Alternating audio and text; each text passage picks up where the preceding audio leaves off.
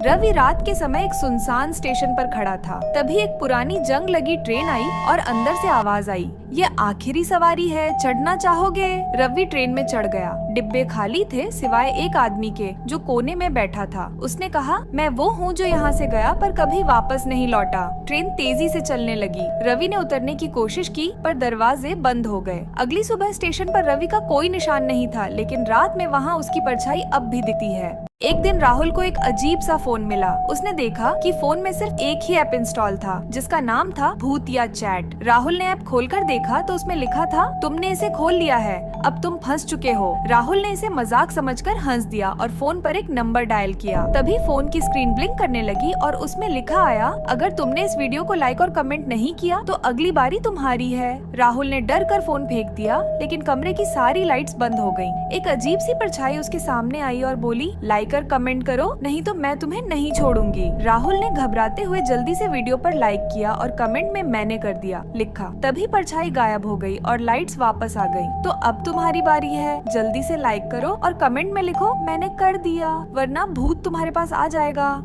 Sheru school से लौटे वक्त एक पुराना फटा हुआ बैग पाता है और उसे घर ले आता है। अगले दिन वह बैग लेकर स्कूल जाता है, लेकिन क्लास में अजीब चीजें होने लगती हैं। किताबें खुद ही खुलती हैं और पेंसिल अपने आप चलने लगती है। शाम को घर आकर शेरू बैग खोलता है तो उसमें एक पुरानी डायरी मिलती है। डायरी में खून के धब्बे और एक डरावना संदेश लिखा होता है, तुम अब मेरे जाल में हो। तभी बैग से डरावनी हंसी सुनाई देती है।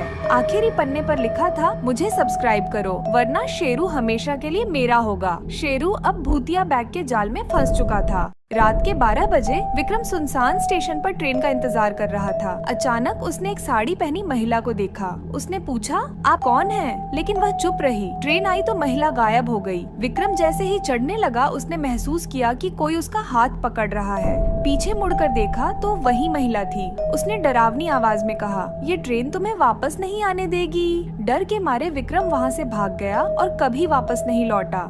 राजमहल की रानी को उसके पति ने जिंदा जला दिया था। अब उसकी आत्मा हर पूर्णिमा को महल में घूमती है। एक रात दो पर्यटक महल में फोटोग्राफी करने गए। अचानक उन्होंने एक महिला को लाल जोड़े में रोते देखा। जब वे पास गए तो उसका चेहरा जला हुआ था। वह जोर से चीखी और गायब हो गई। अगली सुबह दोनों पर्यटकों के कैमरे महल के गेट पर मिले। रोहित और सीमा ने गांव के पुराने खंडहर में जाने का फैसला किया। अंदर घुसते ही ठंडी हवा का झोंका आया और दीवारों पर लगी तस्वीरें हिलने लगीं। एक कमरे से रोने की आवाज सुनाई दी। हिम्मत करके अंदर झांका तो सफेद कपड़े में लिपटी एक परछाई दिखी। वह चिल्लाई, यहाँ क्यों आए हो? डर के मारे दोनों भागे। जैसे ही दरवाजा पार किया परछाई गायब हो गई। बाद में पता चला कि वह खंडहर के मालिक की आत्मा थी।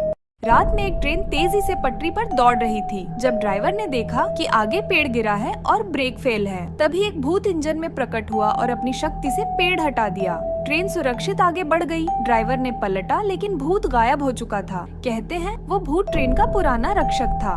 राजू एक रात जंगल से गुजर रहा था। अचानक पेड़ों के बीच से किसी के रोने की आवाज आई। पास जाकर उसने देखा एक औरत सफेद साड़ी में बैठी थी। राजू ने पूछा, आप कौन हैं? औरत ने सुबकते हुए कहा, मेरे पति ने धोखा देकर मुझे मार दिया, मेरी आत्मा अब यहाँ फंसी है। राजू ने उसकी मदद का वादा किया। जैसे ही वह पास गया औरत का चेहरा डरावना हो गया। उसकी आंखें लाल हो गईं और वह चिल्लाई, अब तुम भी यहीं रहोगे। राजू की चीखें जंगल में गूंज उठी और फिर वहाँ सब कुछ शांत हो गया। अब उस जंगल में दो परछाइयां नजर आती हैं। आधी रात को शेरू ने टेबल पर दो पेंसिल क्रॉस कर चार्ली चार्ली गेम खेलना शुरू किया। उसने पूछा, चार्ली क्या तुम यहाँ हो? पेंसिल धीरे धीरे हाँ की ओर घूम गई। शेरू ने फिर पूछा, क्या तुम मुझे देख रहे हो? तभी उसके पीछे एक परछाई निकली और पेंसिल फिर हाँ पर रुक गई। शेरू ने आखिरी सवाल किया, क्या तुम मुझे नुकसान पहुँचाना चाहते हो? इस बार पेंसिल तेजी से हाँ की ओर घूम गई। अचानक तेज हवा चली, लाइट्स बुझ गयी और सब कुछ शांत हो गया। अगली सुबह शेरू की मम्मी कमरे में आई तो टेबल पर लिखा था, जो इस वीडियो को लाइक एंड गो चार्ली नहीं लिखेगा अगली बारी उसकी होगी।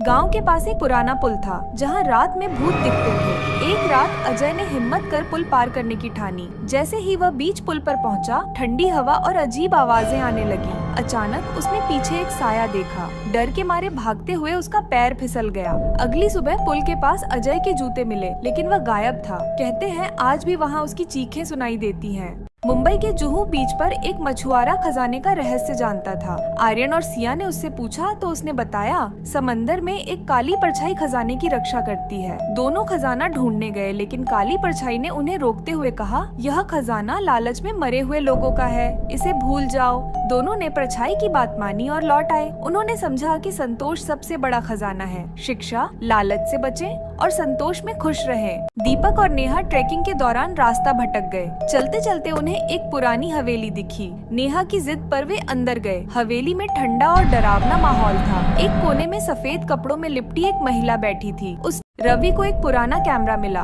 दुकानदार ने चेतावनी दी, इससे ली गई तस्वीरें सामान्य नहीं होती। रवि ने इसे मजाक समझा और अपने दोस्त अर्जुन की तस्वीर ली। तस्वीर में अर्जुन के पीछे एक खौफनाक चेहरा दिखा और अगले दिन अर्जुन लापता हो गया। रवि ने खुद की तस्वीर ली तो उसमें भी एक साया दिखा। रात में कैमरा खुद चालू हो गया और उससे खून टपकने लगा। सुबह रवि गायब था और दीवार पर खून से लिखा था, अब यह कैमरा तुम्हारा है। नीलम और अमन एक पुरानी हवेली में गए जहां उन्होंने एक चुड़ैल देखी। चुड़ैल ने उन्हें गुस्से में देखा तो नीलम ने पूछा, तुम यहाँ क्यों हो? चुड़ैल ने बताया कि वह अपनी पुरानी दुनिया में फंसी हुई है। अमन और नीलम ने उसकी मदद की और चुड़ैल को शांति दी। चुड़ैल ने उनका धन्यवाद किया।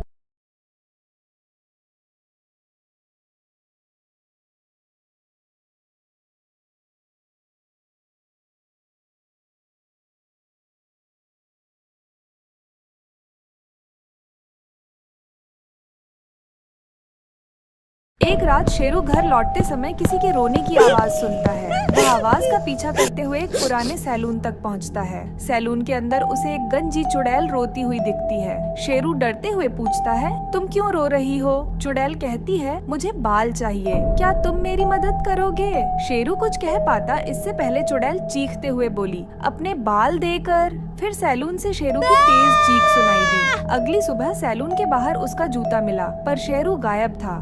आकाश और उसके दोस्त वीर जंगल में एक खौफनाक गुफा के बारे में सुनकर वहां पहुंचे। गुफा के पास पहुंचते ही ठंडी हवा चलने लगी और अजीब आवाजें गूंजने लगी। वीर ने गुफा में कदम रखने की जिद की, लेकिन आकाश ने मना किया। वीर ने जैसे ही अंदर कदम रखा, एक तेज रोशनी चमकी और वीर गायब हो गया। आकाश डर के मारे चीखने लगा और भागने की कोशिश की, लेकिन गुफा के द्वार अपने आप बंद हो गए। गुफा के अंदर से वीर की आवाज गूंज रही थी, अब मैं कभी बाहर नहीं आ सकता। उस गुफा में जिसने भी कदम रखा कभी लौट कर नहीं आया। गांव के पास एक पुराना कुआं था जिसके बारे में कहा जाता था कि वहां आत्माओं का बसेरा है। एक रात विकास और अर्जुन शर्त लगाकर कुएं के पास गए। जैसे ही अर्जुन ने कुएं में झांका, अंदर से किसी ने उसका नाम पुकारा। विकास ने अर्जुन को पीछे खींचा, लेकिन तभी एक ठंडी हवा चली और कुएं से एक साया बाहर आया। साया ने चीखते हुए कहा, यहाँ मत आना, यह मौत की जगह है। दोनों डरकर वहाँ से भागे। लोग कहते हैं उस कुएं से आज भी रात में आवाजें आती है।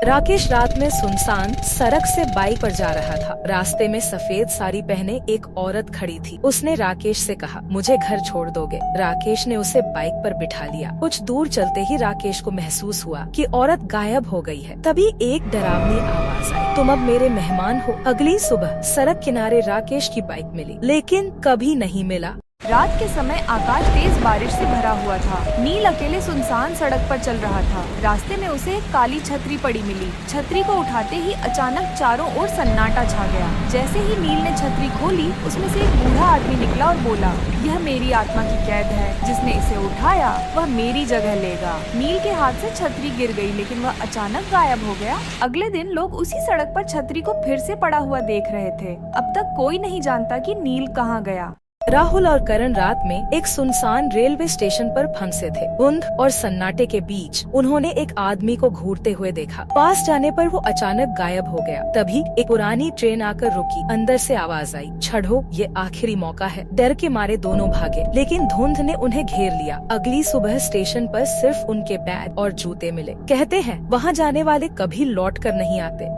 गांव के बाहर एक पुरानी हवेली थी जहां हर अमावस्या एक जली हुई औरत की आत्मा दिखाई देती थी। 3 दोस्त आदित्य, सुमित और करण उसका रहस्य जानने गए। हवेली के अंदर अजीब आवाजें आ रही थी। अचानक एक दरवाजा बंद हो गया और ठंडी हवा चलने लगी। एक जली हुई औरत की परछाई दिखी जिसने जोर से चीख मारी। डरकर तीनों भागे लेकिन सुमित गिर गया। सुबह सिर्फ आदित्य और करण बेहोश मिले। सुमित का तभी पता नहीं चला। तो क्या आप इस हवेली में जाने की हिम्मत करेंगे? लाइक और कमेंट में जरूर बताएं।